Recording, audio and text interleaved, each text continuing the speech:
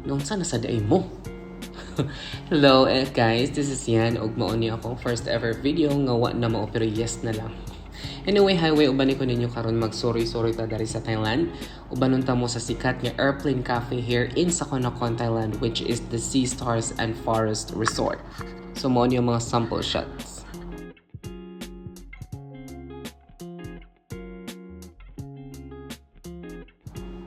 So, we're going there na sa... going there. sa first spot nga location nga amo ang atuan, which is ang Panaburi sa Sakonnakhon. So, mauni siya ang mo makita sa front.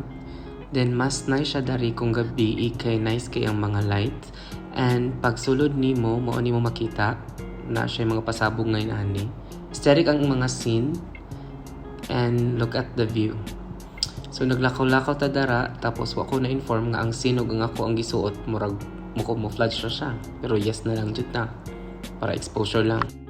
So wala na dahil mi naglangan dadto, like mga 15 minutes sa yata mi dadto, then going na dahil mi sa Sea Star Resort. Kani siya. Sea Star Forest Resort dahil siya nahapunan.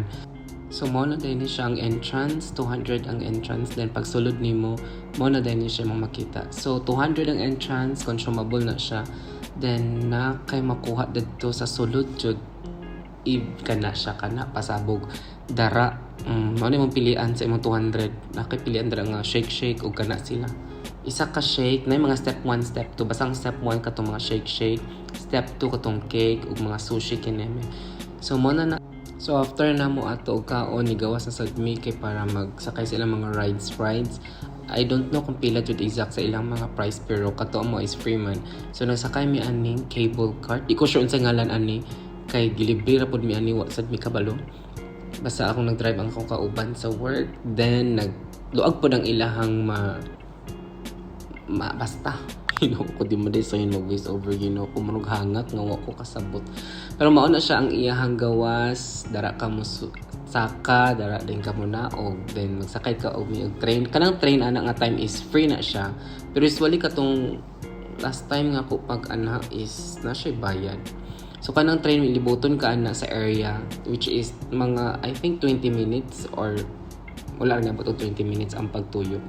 Luag-luag sad siya. Then ang train is sakto ra pud yang dagan, makakita ra pud ka og mga nice view.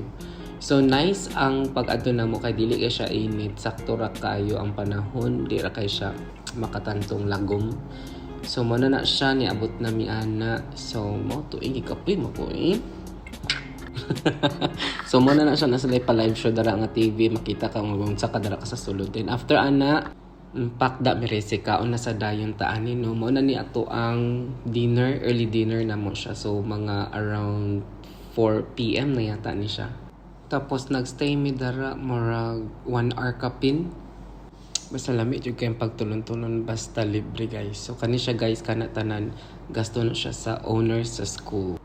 Then mauna siya guys. So busog kayo mi ana pag uli, enjoy kayo. So ubani ko ninyo next time guys, mag sorry ta. Og maora to, bye bye.